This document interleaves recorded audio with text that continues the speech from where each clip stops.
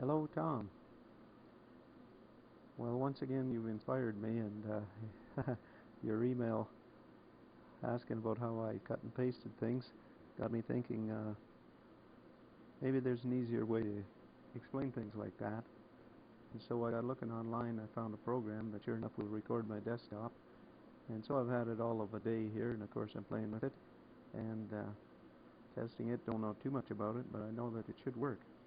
I can put up to 10 minutes on YouTube, so I plan to put this on YouTube for you, and we'll see if it can work. The first thing I've discovered is that it doesn't record my voice very well when I'm moving my mouse. So when I move the mouse, basically I'm going to stop talking, because otherwise you'll hear me sound funny. And I'm looking at my watch. I got 40 till 47. I'm looking on a stopwatch here. I'll probably forget and go over time. But now what you're looking at is a picture of my desktop. That is my computer as I see it every day. And it's going to be different than yours, but there may be some similarities between my Linux and your Windows. I think you run Windows. And so I have no idea if this will help you or not, but it might be fun to watch. So I'm going to post it and see if it'll help you. So what I'm going to do is stop talking every time I move my mouse.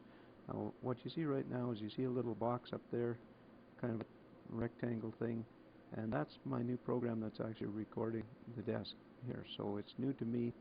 My mouse button is right on the record button, and you see the size of that. It's called test0.mpeg, and it's getting bigger every millisecond.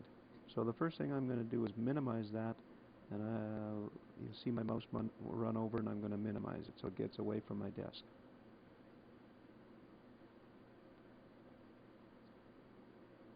And you see it disappeared, and now if you look down on the bottom on my taskbar at the bottom, I think your taskbar is at the top, but mine is at the bottom. And it says menu and then some stuff, and then you see I'm going to run my mouse down there. You see where my mouse is there, it says xvidcap. Whoops, I'm dropping the microphone. Sorry about that. And that's the program that I just minimized. And this probably looks a little different in your computer, but you see my screen there, it's a great mess. That's how I run my desktop. Basically, it's split into three sections. At the bottom is all my hard drives or all my partitions, all the places on my computer that I put stuff. In the upper right-hand corner is all the folders that I write in every day, and if I don't put them there, I forget. My memory is that bad.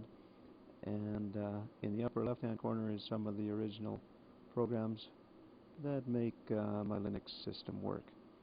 So if we run my mouse up to the upper right-hand corner, that's where it matters.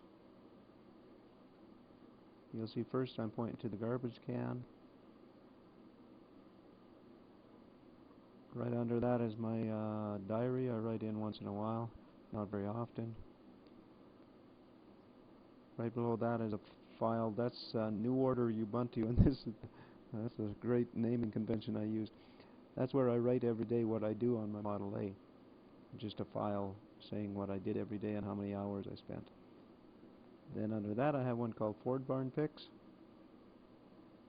And here you see that if I find a nice picture on Ford Barn, I stick it in there.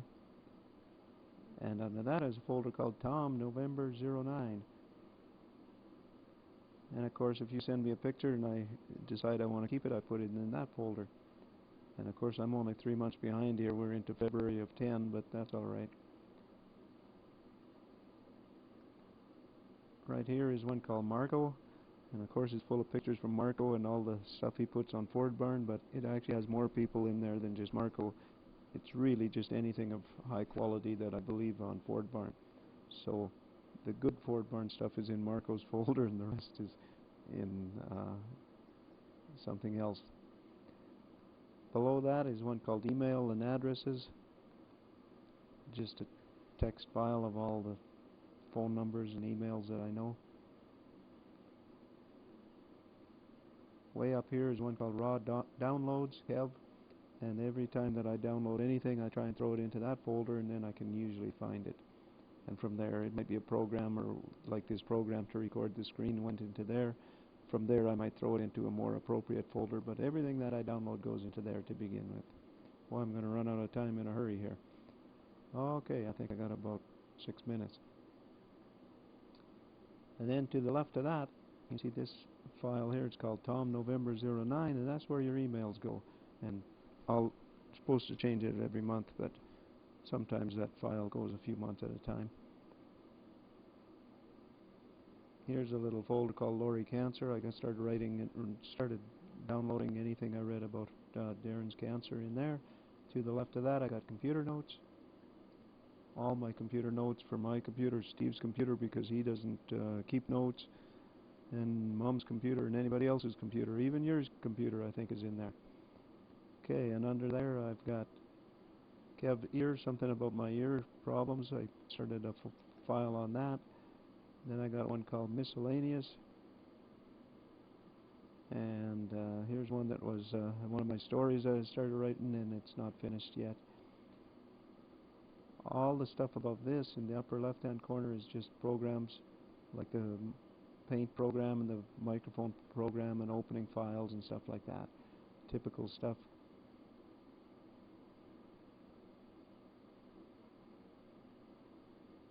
All those at the bottom that I'm circling, that's just all my hard drives. Those two over there on the left hand bottom are my CD-ROM.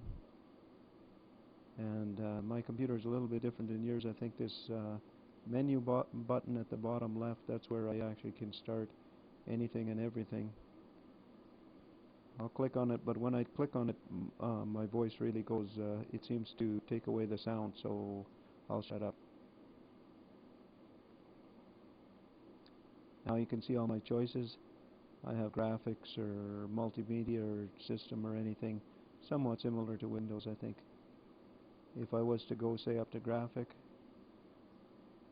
you see a choice of all my stuff. There's a few different photo viewer things, and even this video capture thing is now the third choice in the list.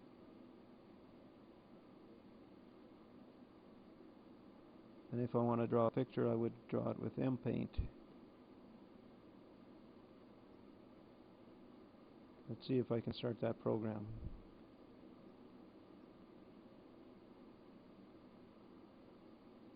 And there it is, a nice black screen. If I start moving my mouse around, I haven't done anything with this for a long time, but probably there's a way to do something and draw a picture. I'm going to X this out. Okay, I think I ran out of time. End of part 1.